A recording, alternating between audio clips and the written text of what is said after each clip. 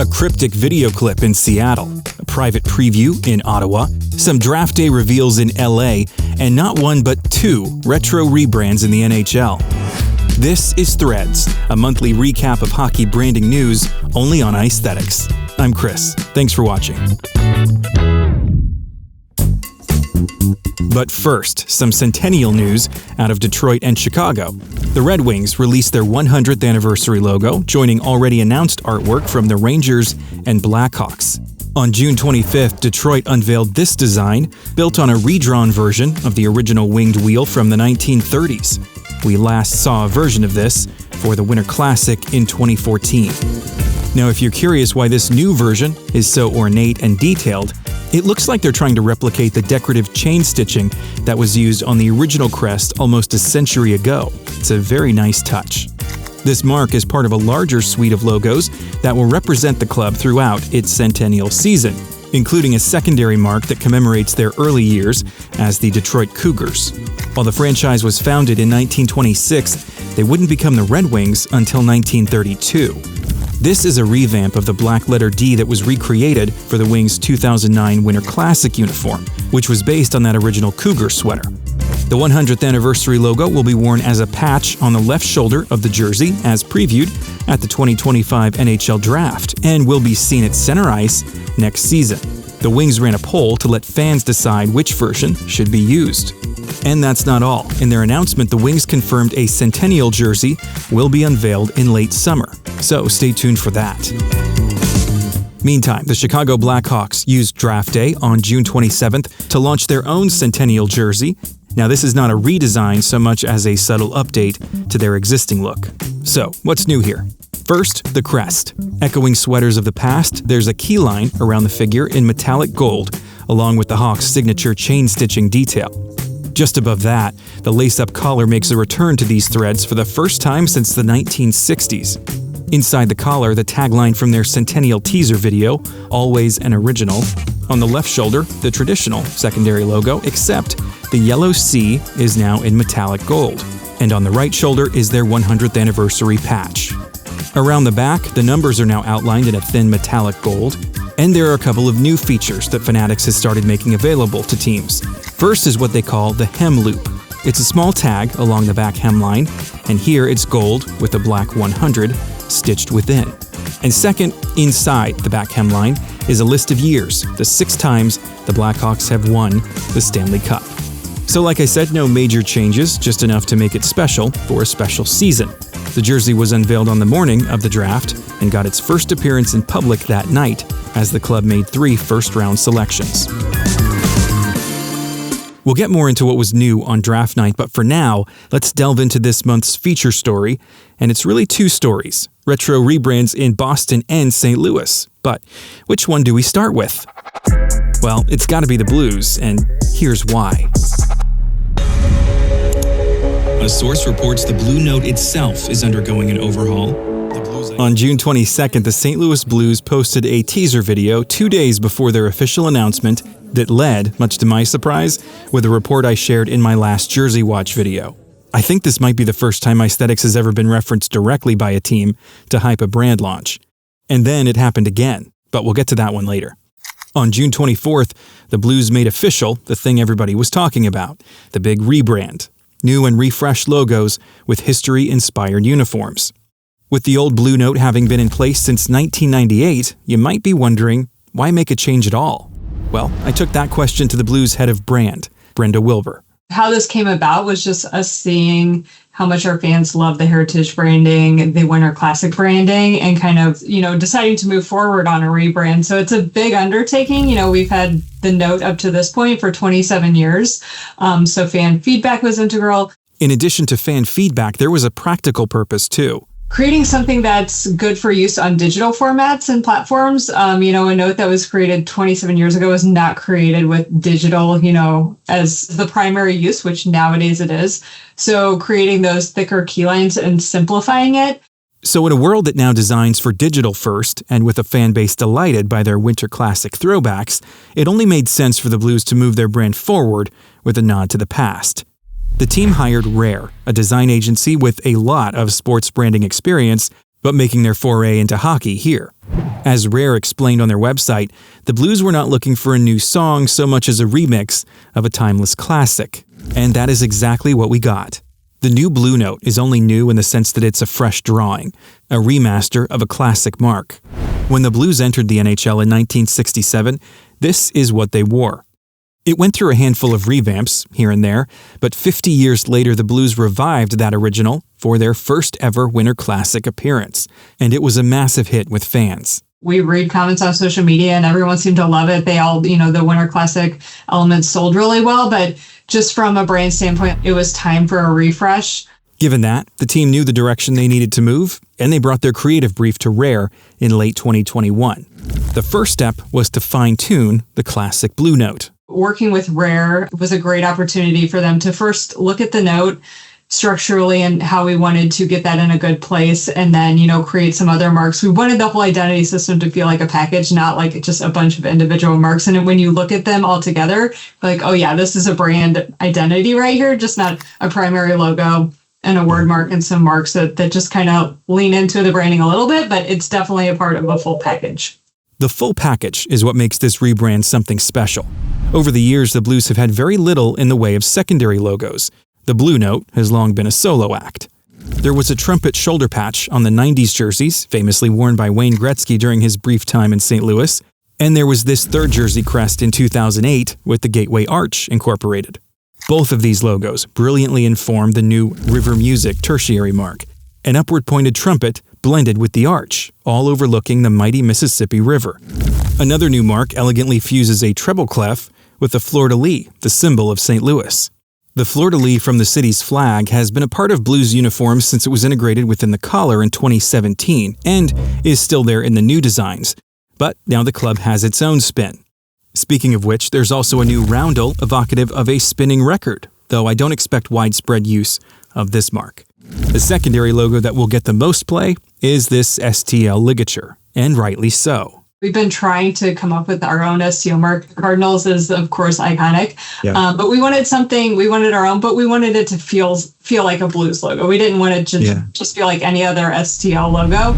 We first saw this design as a late add to the Blues' most recent Winter Classic uniforms, as a helmet decal. But like the new Blue Note on the shoulder of that sweater, the STL mark was not created specifically for the outdoor game.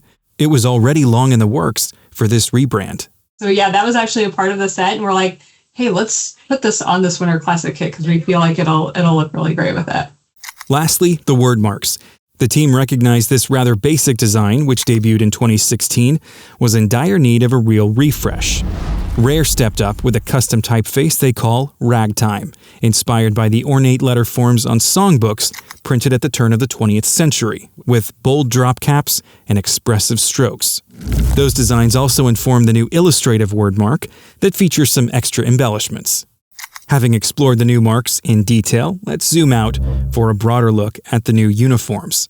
On first glance, the new home blue looks like a redux of the Winter Classic sweater from 2017, which has been a long-running third jersey, and in many ways it is, but a few key differences make it shine. The vintage white stripes are brightened to a proper white to make the whole uniform feel even more crisp, and the new word mark hides inside the back hem. Up front, the new crest does not feature the white keyline from the Heritage version, which means the Blues now truly have one unified logo, and that was by design. Yeah, I think it's just to go back to the simplification of it. Like with our home and away jerseys, we actually had two different notes. We had a Navy note and a Royal note. So from a brand standpoint of trying to keep everyone on track with using the correct note for the correct things, it's just much simpler to have one logo. Meaning the white aways have the exact same crest. This jersey is an absolute knockout and easily my favorite of the two with the modernized retro shoulder yoke. And like the blue sweater, it also has the new word mark inside the back hem. The last thing worth mentioning is the new single-color uniform numbers. On one hand, some fans have grumbled about the change because it goes against the classic 3-layer number design from those original sweaters. But on the other, at least the home numbers are yellow again. We've looked at a lot of different versions. Like I did so many mock-ups. Fanatics did mock-ups. We did internal mock-ups. And just when you do look at that and you see the cleanness of the one color, and, it is done by other teams. Detroit has one color. Toronto does. So it's not like we're breaking ground here and this has never been done. But when you just see it, it just pops so much more. Overall, I think it's fair to say the Blues have an absolute smash hit on their hands with this rebrand, and I hope you'll excuse that one last musical pun. But I just love the way that the Blues and Rare fully leaned into the musical themes of this brand. And I have to thank Brenda Wilbur for providing so much great insight into the Blues' new look. My full interview with her will be made available in a separate video for Aesthetics channel members, so keep an eye out for that. Meantime, let's look at this month's other retro rebrand. Like the Blues, the Boston Bruins revealed new logos and uniforms, turning NHL Draft Week into more of NHL Brand Week. On Monday, June 23rd, the Bees announced their Centennial logos have been adopted full-time, going into the 25-26 season. They're calling it the Logo Tandem because technically they now have two primary logos. The colors are reversed depending on the background. I found it funny that this is exactly what the Blues were aiming to move away from with their redesign, but it's not uncommon. Other teams like the Calgary Flames, Toronto Maple Leafs, Tampa Bay Lightning, and Vancouver Canucks all have light and dark color logo variations. And for that matter, the Bruins used to as well. This kind of a redesign is perfect for fans who want teams to acknowledge their history without getting stuck in it. The Bruins have never been shy about making regular updates to their branding, and the Spoked Bee has seen its share of changes over the years. It's such an iconic mark and so synonymous with the franchise that you might think it's always been their symbol. In truth, the Spoked Bee was first used to commemorate the club's 25th anniversary way back in 1948, and afterward, they just kept it. All these years later, there's a fascinating parallel, because the new mark, which is a blend of the Spoked Bee that debuted in 1949 and the most recent one from 2007, originated as part of the Bruins' 100th anniversary in 2023. So, the Bruins are repeating history in more ways than one, with significant anniversaries that lead into redesigns. And there's more. June 25th brought the unveiling of the next generation of Bruins sweaters, another blast from the past blend. These are based on Boston's 1974 redesign for their 50th anniversary season when they dropped the shoulder yokes, which is also what they're doing here. But like the Blues, it's not all about looking backwards. This rebrand is another case of acknowledging history with an eye toward the future. The new element here is the shoulder patch. Rather than carrying over the old bear from the 1970s sweater, a new bear silhouette was created, inspired by the one on their original brown sweaters from 1924. This bear was part of the Bruins Centennial logo 2 seasons ago with a 100 inside. There are two versions of this new design. On the black home sweater, the text within the silhouette reads Bruins, while the one on the white away jersey says Boston. For the hem loop, it's the inverse of the shoulder patches with Boston on the home blacks and Bruins on the road whites. The waist and sleeve striping is actually identical on both sweaters, a feature that dates back to Bruins sweaters of the 1960s. As we move down the uniform, we see the new word mark that debuted last year is present on the right pant leg. And unfortunately, fans hoping for a full throwback look were let down a bit by the lack of yellow socks. The Bruins have been wearing black socks since the Adidas transition in 2017, but yellow dates back to the 1930s. Still, the overall takeaway here is positive for both teams. Personally, I'm not a fan of teams doing direct throwbacks just for the sake of it, but when branding starts to get a little tired or outmoded, as was the case for the Bruins and Blues logos, it's great to see a blend of history with nice modern touches. Kudos to both teams on meeting the moment. That was no easy task. All right, moving on to the Ottawa Senators' new third jersey. You may recall we saw these leaked images last November showing a red jersey with black and metallic gold accents. On June 10th at their Spring Member Summit, the Sens confirmed the new look by playing a teaser video on the big screen. The team did not release this video publicly, but of course fans in attendance had their cameras rolling, and the details are impressive. In addition to the metallic gold, the crest has three-dimensional texturing. We've seen similar effects for teams like the Vegas Golden Knights and Minnesota Wild, among others. There's a new Ottawa word mark, which appears to be set inside the collar, with the silhouette of the Peace Tower within that middle A. That and the numbers appear to feature a new type design that could be heralding a fresh word mark for the Senators. They've officially been without one since their 2020 rebrand, and this is what it was before. The last element of note was the hem loop, which contains a new maple leaf mark. It's actually slightly reminiscent of what Team Canada has worn in the Olympics. It may seem a bit odd for the Toronto Maple Leafs' closest rival to have a leaf in their brand, but this is not unprecedented for Ottawa. They wore this shoulder patch on their black third jersey in 2001. So this was a great first look at the Senators' new alternate uniform. The full official reveal is expected in late August. The Seattle Kraken are also due to launch a new third jersey this fall. I mentioned that in my last Jersey Watch video on April 14th, and then the following day, Kraken CEO Todd Lewicki spoke at a special event for season ticket holders, where he confirmed an alternate uniform is indeed on the way. But no specific details were shared beyond that.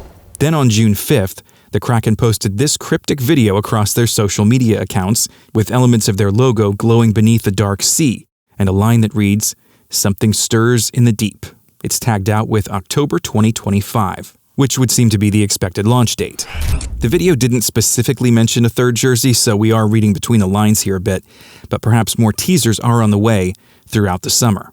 As a Kraken season ticket member myself, I will certainly be on the lookout. I can say that when they asked us to choose our member gift this year, the email said that the items bear elements of the upcoming third jersey that we can't reveal quite yet. I've placed my order, and I can't wait to pick it up.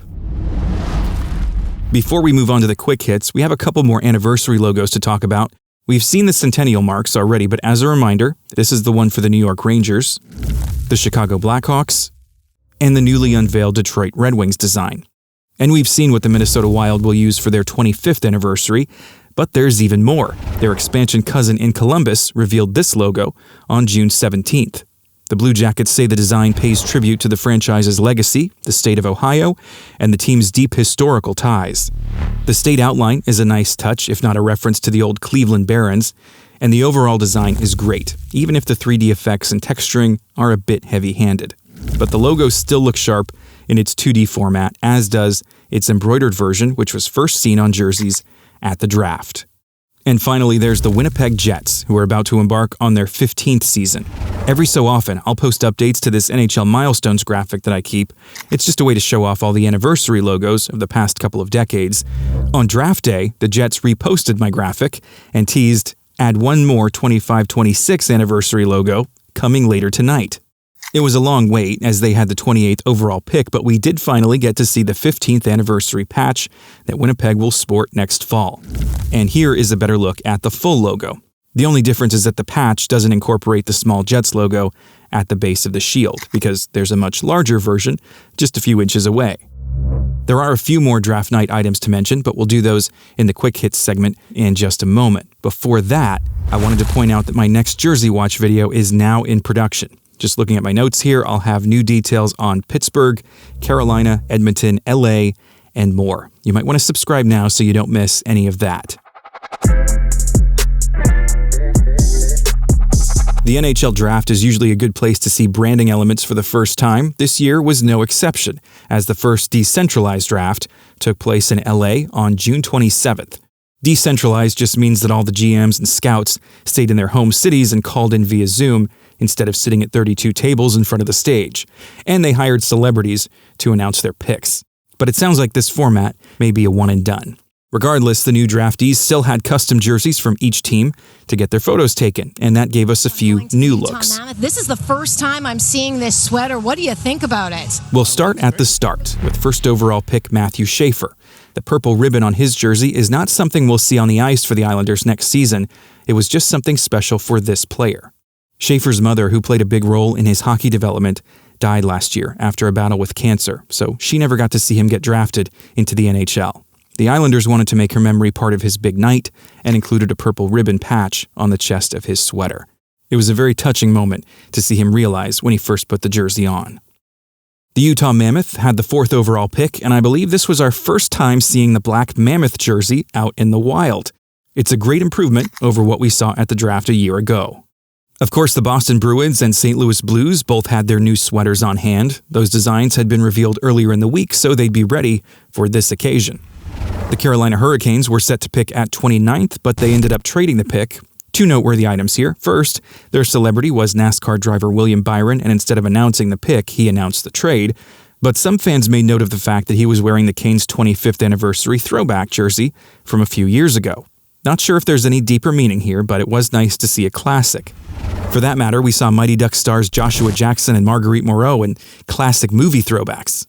But back to Carolina. For the players they did draft on day 2, some had the sponsor ad moved to the opposite side of the chest. And that may be related to something I'll cover in the next Jersey Watch. In other sponsor-related news, the Philadelphia Flyers pretty much confirmed the color change of the ad on their home jerseys. No more bright blue against that dark orange. All right, enough talk about sponsor patches. Let's close out on something more fun. The ECHL's new franchise in New Mexico announced their name finalists, and I can hardly believe how amazing they are. Look at these. First, the Cutthroats, a reference to the Rio Grande cutthroat trout, which is New Mexico's state fish, known for its aggressive nature and striking colors. Now, there was an old Central Hockey League team called the Denver Cutthroats, but they only lasted for 2 seasons, and their branding wasn't all that great. I'd hope to see New Mexico do a better job if they pick this name. Then there's the Goat Heads, unrelated to Buffalo's 90s brand. It's inspired by the goat head thorn, a relentless desert weed that's nearly impossible to kill, a symbol of survival in harsh mountainous terrain. Very cool. And finally, the Tarantula Hawks. To anyone outside the desert Southwest, that might sound made up, but in fact, the tarantula hawk is New Mexico's state insect, a large wasp known for having one of the most painful stings in the world. And that reminded me of another old minor league team that was based out of South Texas called the Rio Grande Valley Killer Bees. I've never known another hockey team that had 5 words in its name or a crazier logo than this. I'm eager to see where New Mexico lands on their team name. Fan voting just closed on July 3rd, and they say they'll announce their new name and logo this fall. The franchise will begin play in the fall of 2026. Thanks as always for watching. Drop a quick like before you go if you enjoyed this video. It's a big help. And make sure to subscribe so you don't miss out on that next Jersey Watch. Should be a big one. That's all for now. See you next time.